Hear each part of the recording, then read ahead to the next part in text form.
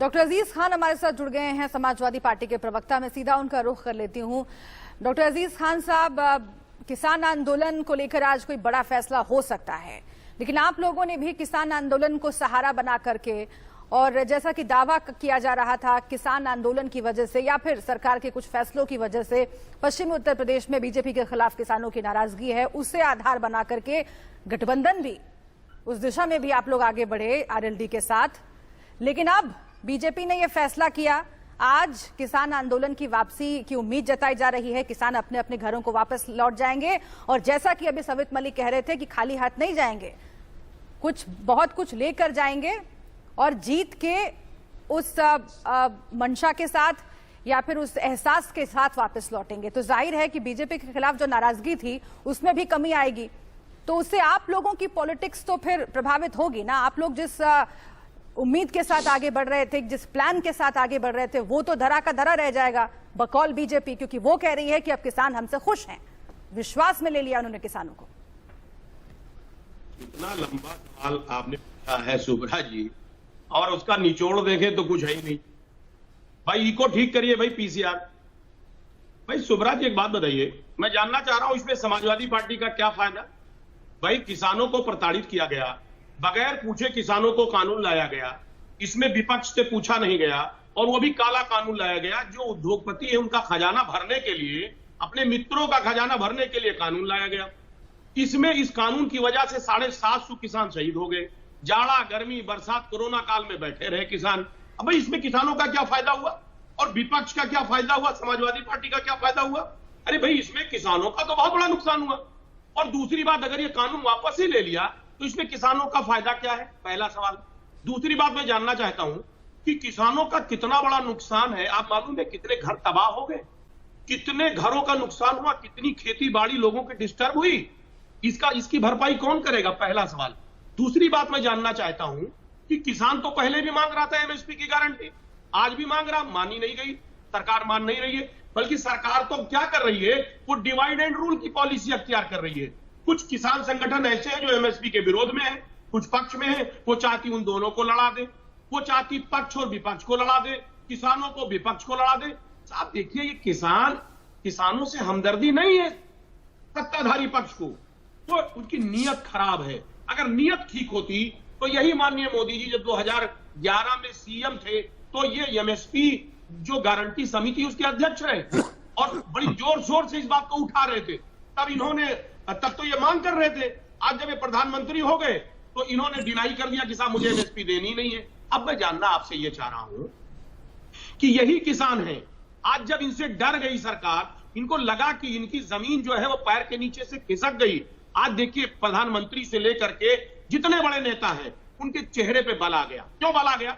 आप देख, आपके माथे पर तो बल नहीं आ गया कि पश्चिमी उत्तर प्रदेश में आपकी सियासत नहीं चमक पाएगी। जैसे आप लोग बड़े बड़े पोस्टर्स लगाकर घूम रहे थे, नहीं, और पश्चिमी उत्तर प्रदेश में अपनी सियासत साधने की कोशिश कर रहे थे। अब तो आपका प्लान जो है वो कामयाब नहीं हो पाएगा ना, तो आपके माथे पर तो बल नहीं आ गया। अभी सुन करके जो किसान कह रहे हैं कि हम धन्यवाद देना चाहते हैं सरकार को, और फिर एक सकारात्मक दिशा में कदम बढ़ा है, और आप ये भी कह रहे हैं कि कोई मंशा नहीं है सरकार की।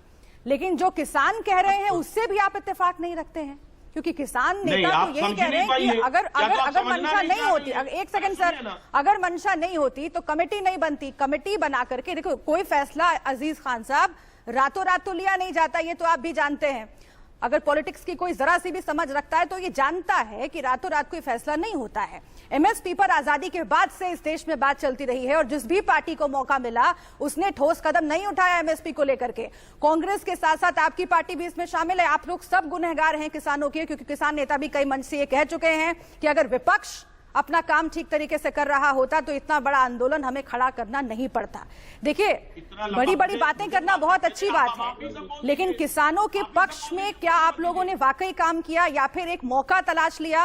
ये आंदोलन हो रहा है और इसी बहती गंगा में हाथ धो लिया जाए। अजीज खान साहब, एक मिनट, आप सुब्रा जी सुन लीजिए, थोड़ी सी आवाज तेज कीजिए, मुझे आवाज बताइए। एक मिनट, ये रातों रात कानून नहीं लाया जाता है, रातों रात फैसले नहीं होते, रातों रात फैसले नहीं हुए थे क्या? धारा 123 क्या है? धारा 123 में अध्यादेश लाया गया, और अध्यादेश कैसे लाया जाता है? जब कोई इमरजेंसी होती है। क्या इमरजेंसी थी किसान के बिल लाने की?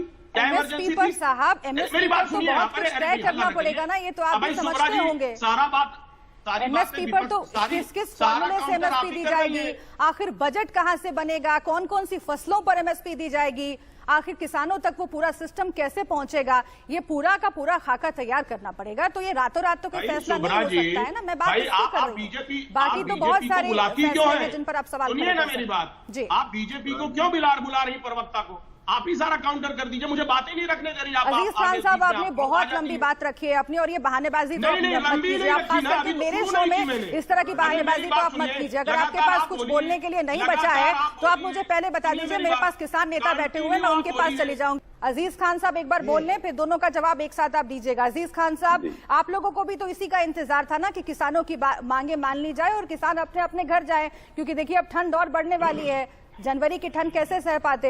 तो आप लोग क्या इस बात के लिए धन्यवाद देना चाहते हैं कि आखिर एक ऐसा मौका आया है, बात बनी है कि किसान अब वापस जाने के लिए राजी हो सकते हैं, आज बड़ा फैसला आ सकता है? अजीज खान, क्या बात मान ली है? हमको तो पता ही नहीं चला क्या बात मान ली। आपके पास कोई रिपोर्ट? अरे कानून जबरदस्ती लेके आए और उसको फिर से वापस ले लिया, तो बात मान ली गई है ये। भाई संजय जी रुकिए, किसानी भाई ये बिल्कुल बताइए संभल होते किसानों की कौन सी अभी मांग के मान हाथ ली से है? मुद्दा निकल गया है। अरे भाई आप ही लोग बात करिए फिर। लेकिन सुब्रा जी, किसान आप मुद्दा तो बताइए। आपको ये पता तरीका चलेगा है, चुनाव में। किसान जब बॉर्डर्स पर खुशी मना रहे थे अजीज खान साहब, तो वो आपको दिखाई नहीं दे रहा था। आप तो कह रहे हैं कि कोई बात ही नहीं मानी गई है, यानी कि आप तो किसानों की बात को भी नकार रहे हैं अपनी सियासत के चक्कर में। क्या मुद्दा छिन जाने का ये दर्द है क्या अजीज खान साहब? हाँ मैं बोलिए कह रहा बोलिए। हूँ कि कौन कौन सी मांगे मानी गई है, जरा आप मुझे बता दीजिए। अब तक सरकार ने कौन सी मांग मानी है? क्यों नहीं अपडेट रहते हैं सर? भाई आप किसान रोज बैठकें हो रही है, बिल्कुल रोज नहीं हर निकल रहा है, तो क्यों अपडेट हो रहेंगे? गया ये ना डिबेट में। सुनिए ना मेरी बात। हाँ बोलिए। भाई किसान बिल खुद लाई थी और खुद ले लिया, ये किसानों की मांग तो मानी नहीं। भाई हाँ। किसान की जो मांगे हैं पहले से वो अभी भी बरकरार है। भाई एमएसपी पे गारंटी दे दी। अभी मनोज जी कह रहे थे स्वामीनाथन आयोग की सिफारिश। भाई 2014 में जब माननीय मोदी जी बड़ा बड़ा भाषण दे रहे थे तो उन्होंने कहा था मेरी सरकार बनाइए, स्वामीनाथन आयोग की सिफारिश को मैं लागू करूंगा। 7 किसने साल हो गया, लागू लागू हो किया? गया क्या? किसने लागू लागू हो गया? किया? अरे भाई सुनिए, अजीज खान हल्ला जी, न करिए। सोए हुए कहाँ लागू नहीं, हुआ है? माननीय मोदी जी, गुनाह माननीय है, मोदी जी गुनाह है। पिछले साल। उत्पादन लागत का भाई 1.5 गुना सुब्रा जी देने का क्या काम तरीका किसने है भाई? किया? मनोज जी मैं आ रही हूँ आपके अरे पास, जरा सा उत्पादन धीरज छोड़िए, रखिए सर। जुआ में मनोज यादव जी आप सत्ता में हैं, जरा सा धीरज क्या रखिए। तरीका मैंने है? आपसे बोला कि आप अजीज ही खान लोग साहब मनोज एक बार जी, बात जो लागत रखिए, है फिर मैं वही आपके भी पास दे रहे आती हो। हूँ। एक क्या सेकंड, तमाशा है? एक एक करके आप बात बोलिए, रखेंगे। कहाँ से मनोज दे रहे हो? यादव जी मैं रिक्वेस्ट कर रही हूँ यादव जी से आपसे। पूछो।